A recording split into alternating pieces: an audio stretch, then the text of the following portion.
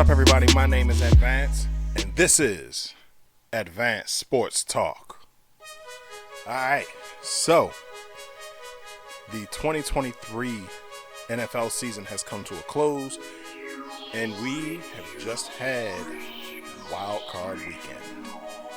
And what a Wild Card Weekend it was. So, first off, if we're going to write the storylines, we had a number of revenge matchups. Oh man.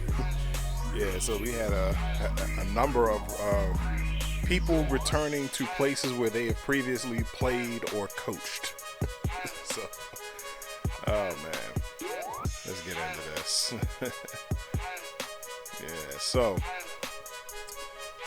we had the Browns versus the Texans.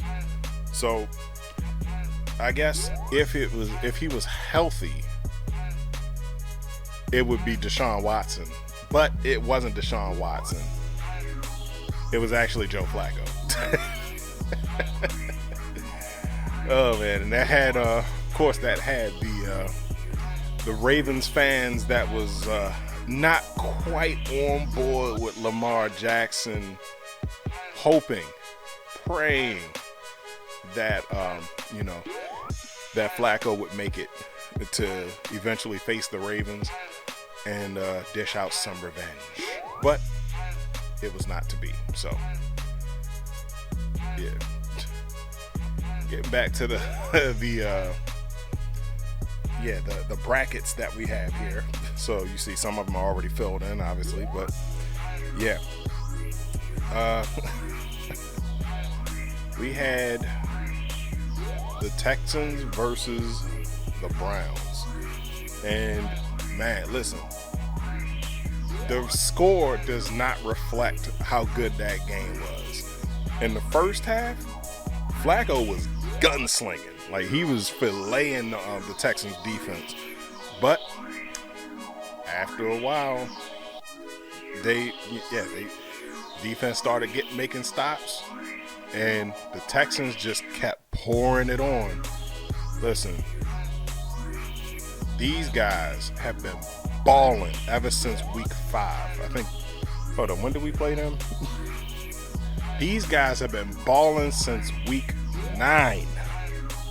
Like, ever since then, I guess that's when whatever it was that decided to click for them. CJ Stroud turned into a monster. Tank Dell emerged. Nico Collins started balling out of control.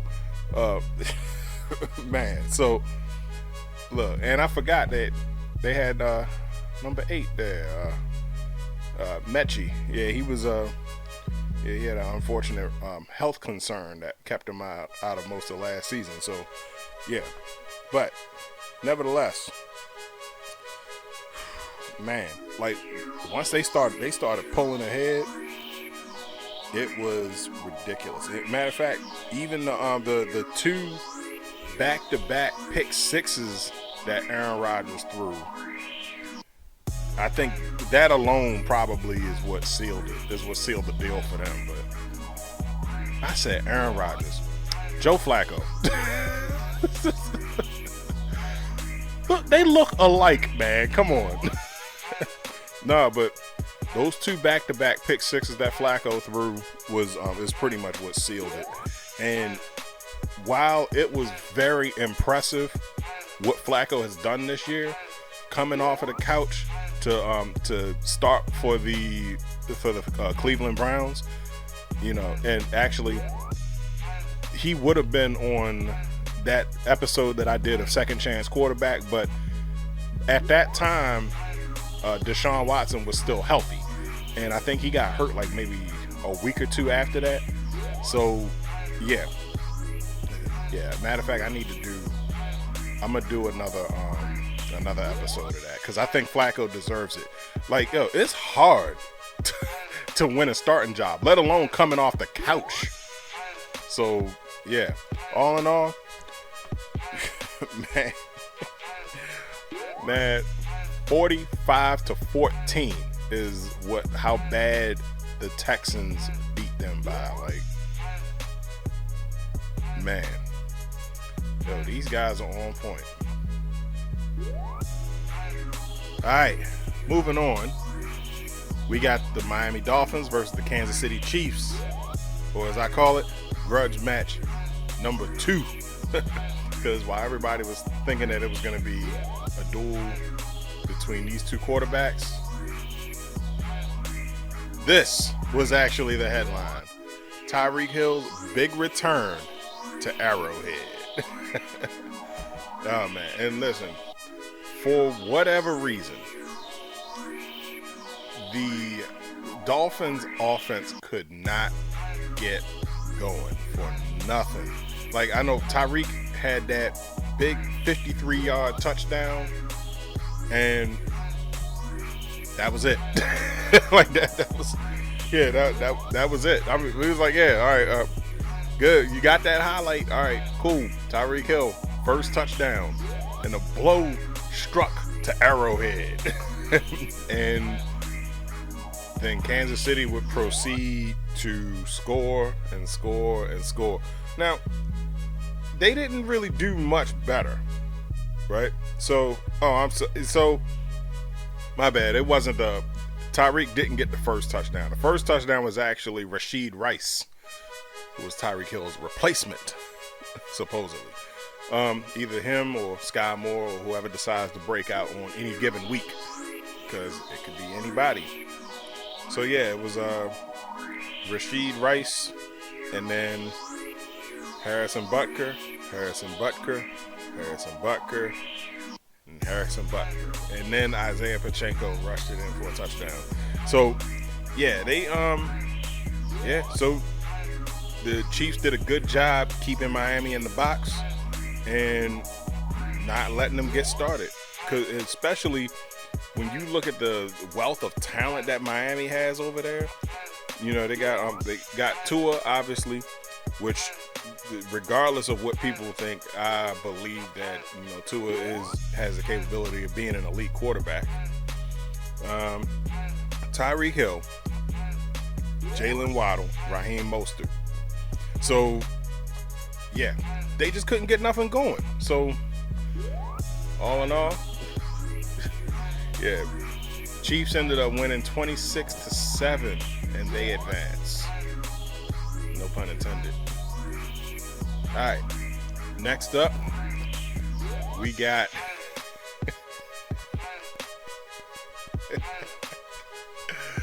oh man, one of two major collapses this week that everybody is talking about.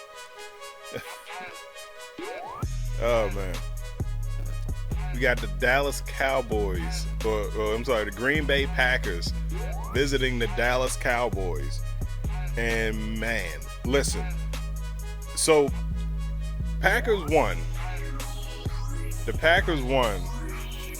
48-32. But don't let that score fool you. That score does not indicate how close this game was. I mean, do not let the score fool you. The score will tell you that the game was close. It was not. Man, it was 27-7 going into halftime. Yo, the Green Bay Packers whooped the Cowboys' ass. Like, man, they made a point. Like, yo, these dudes, this squad right here is like, yeah, they are definitely coming into their own, and that's what they was talking about with Aaron Rodgers leaving, or I'm sorry, with Devontae Adams leaving first. And they were like, yo, we're gonna have to develop some weapons. But this is what Aaron Rodgers wanted, you know? So, like, yeah, he was like, hey, get me some weapons. I need 2 Devontae Adams, you know? So, hey, you got Christian Watson and Romeo Doubs. And then we got the new dude, Dontavian Wicks. Like, dang, that's just crazy. You know how bad, you know how cool that touchdown is to get the announcers to not fuck up your name. Like, oh man, but look, they made a point of saying, like, yeah, these two dudes, man. They made a point of saying that Aaron Jones goes off every time he comes to AT&T Stadium, or every time he comes to Cowboy Stadium. And yeah, they did not disappoint. Aaron Jones had 3 touchdowns, ran for 118 yards. Man, he went off. Romeo Doubs, 6 for 6 for 151 yards. Man, oh man. Now, Dallas started coming back. Yo, and listen, whoever this Jake Ferguson is, I say that Dallas has finally replaced the hole that was left by Witten when after he got traded. So Jason Witten. So yeah, man, look. And it's safe to say that the Packers are fairly confident in Jordan Love going forward. So yeah, I don't want to hear nothing from nobody else saying that Jordan Love sucks. I don't understand what everybody else was seeing. The one start that he had while Rodgers was still here, I did a video on that. I said that he actually did pretty good, by comparison, and it was his only start. So yeah, let's stop the cap. These dudes gonna be all right. All right, moving on. The big swap. Oh man. So look, these guys, man. 2 or 3 years ago, they had the LA and Detroit got together and they said, hey, you want to swap quarterbacks? Lo and behold, like, that would actually be the best thing that would happen for both quarterbacks.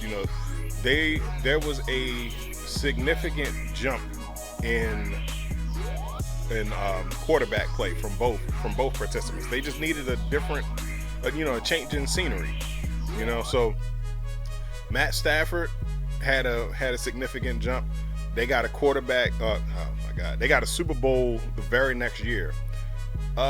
Jared Goff took a little bit because even though his play improved, he still suffered from a condition called playing for the Detroit Lions. So yeah, it took a minute once they started actually building the team around him. Now Detroit is killing it. So yeah.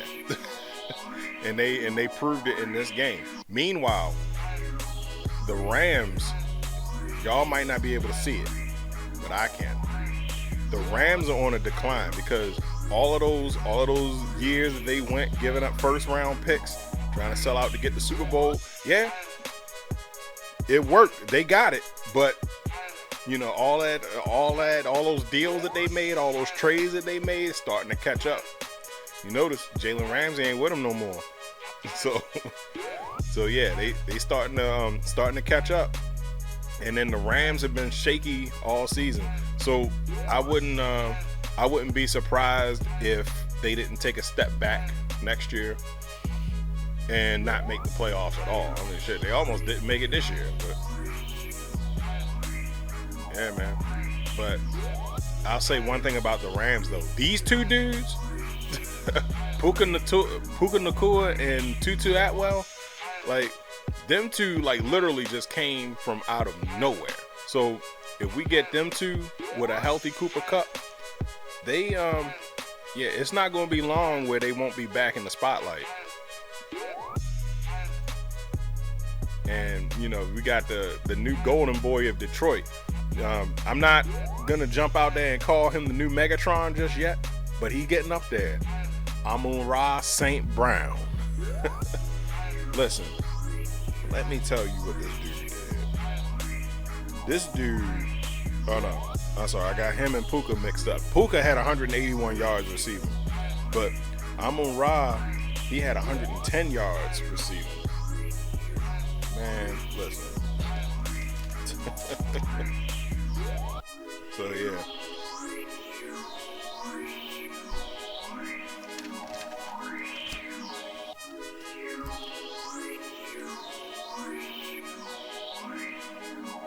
So yeah, going forward, you can look for both of these teams to lean on their wide receiving core.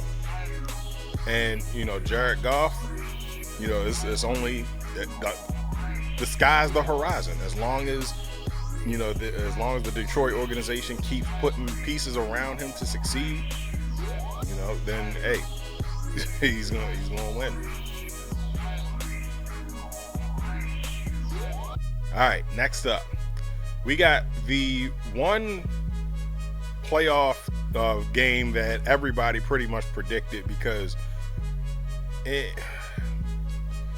I hate to say this, but in my opinion, the Steelers didn't have no business making the playoffs. And I don't even think that they expected to really get very far. But I was joined by my dog. I don't even think that the Steelers really expected to get very far. But hey, props to them for trying at least. Which brings me to another notable highlight for this game. So, one reporter asked in the middle of the, during Mike Tomlin's press conference or post-game press conference, they said, "Hey, you got 1 year left on your contract. Is there any thoughts on what your future might look like?" And he pulled the Randy Moss walk-off. Oh, if you don't know what that is, Google it. It was epic. Yeah, he was like, basically, I'm not dignifying this with a response. Exit stage left, literally. But listen, I'm gonna ruffle a lot of feathers because people, it's been talk of him being on the hot seat. Mike Tomlin ain't going nowhere. I'm just saying, Mike Tomlin ain't going nowhere. Steelers love that man. They don't fire coaches, they retire them. At a point when Mike Tomlin feels as though he can't do the job anymore, that's when we'll see Mike Tomlin go somewhere. They're not gonna fire him. The Steelers love coaches. They love their coaches. When they pick a coach, they actually give that coach room to work. I wish some other organizations would do that.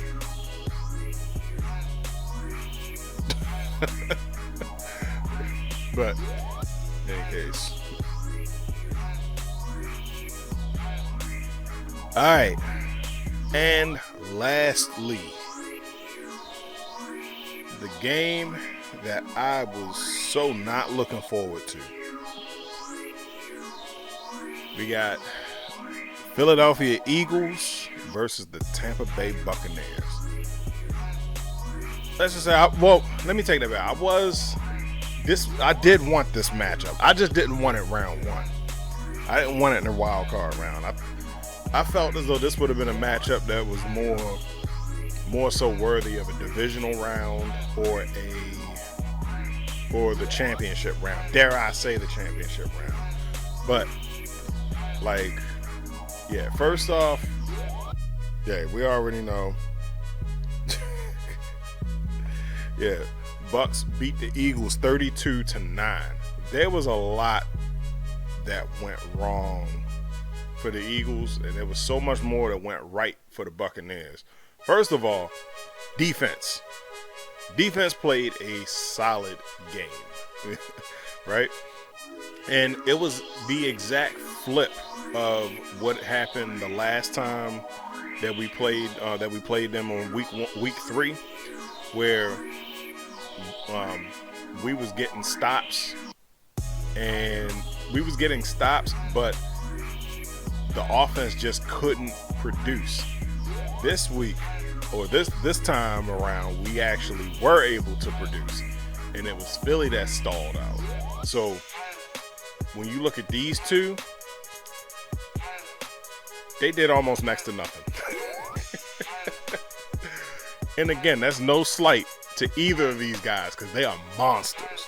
But what it all boils down to is, I always say it, just because you don't hear their name don't mean that they're not doing their job. Mike Evans was double and triple team. Godwin was double and triple team. I mean, Godwin ended up getting a touchdown in the end, but yeah, like they locked these two dudes down and they forced us to rely on our rookies and our younger players. So Devin Moore, Trey Palmer, Payne Durham, yeah, they ended up going off. Especially Palmer, man. But not only that, but Cade Otton also went off too. And this dude was in rare form. Devontae Smith had a great game, because he was the last one that was left, really, because A.J. Brown was hurt. A.J. Brown was hurt, and yeah, that was it. But, with A.J. Brown being the main receiver, now they had to lean on Devontae Smith. And I'll say this, the Eagles got their first round Devontae Smith capital out of Devontae Smith. I mean, listen, I say it all the time. I hadn't said it at all this year, but when your name is Devontae, you have no choice but to be the best receiver on your team. And Matt, listen, he was their ray of shining hope, I swear, because he was the only one that was really finding holes in our defense.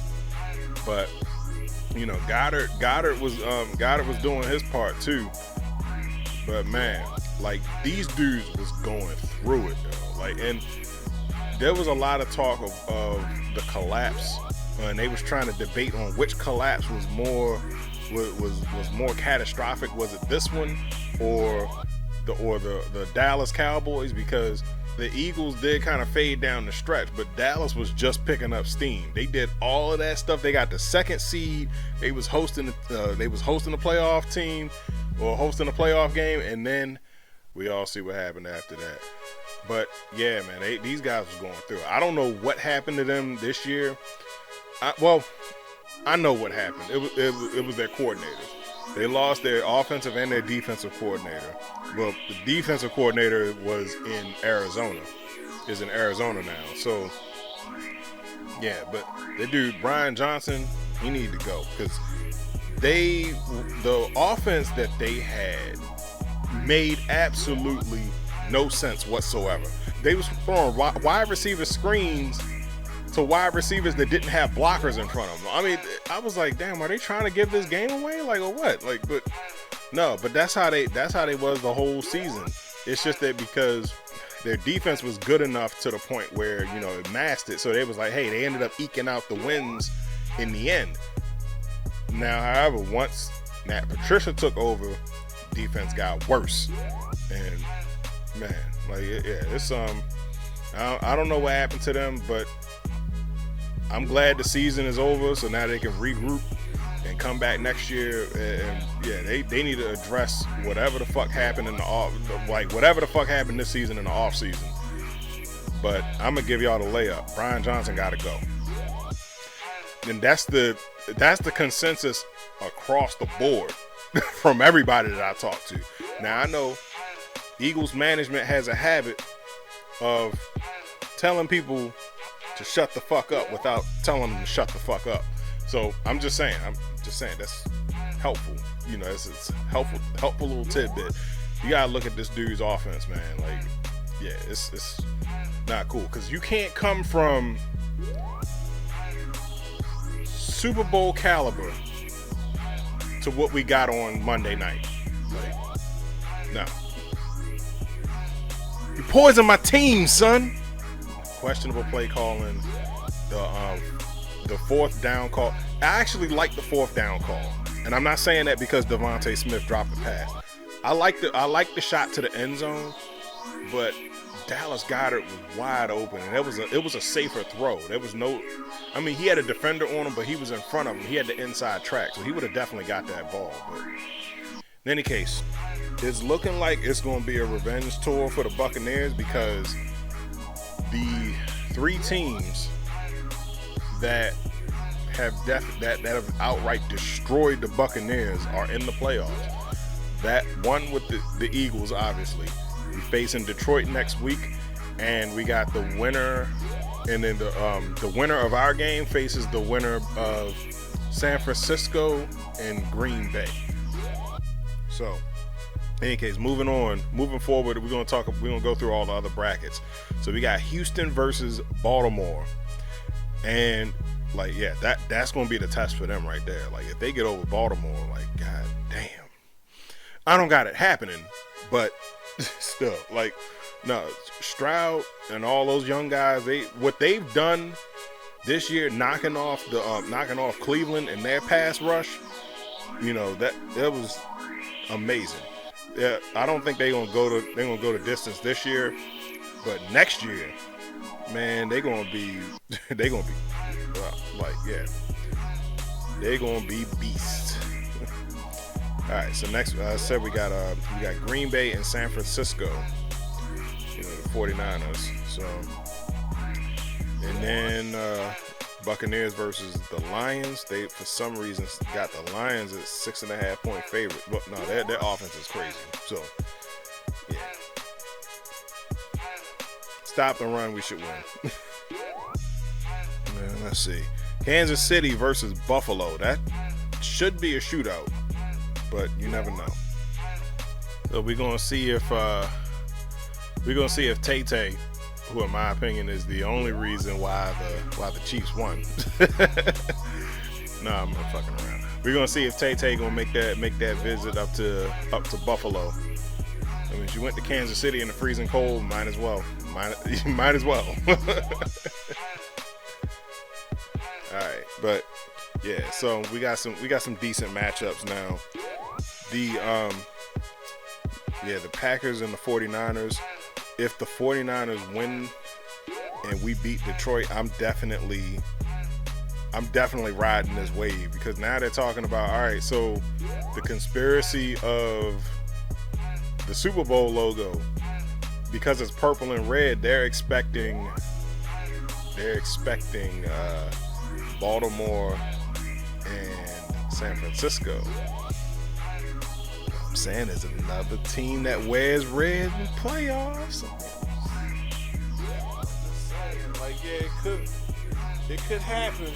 It could happen. No, all jokes aside, my team exceeded my expectations. I didn't even expect us to make the playoffs, let alone host a playoff game and win. But hey, we here. But in any case, that's the breakdown of Wild Card Weekend. The little preview of the divisional weekend coming up. What do you think? What's your picks going to be? Put your comments in the comment section down below. My name's Advance. Don't forget to like, share, subscribe on everything you see at the bottom. Put your comments in the comment section down below. Let's chop it up. We're going to start this conversation. I'm out.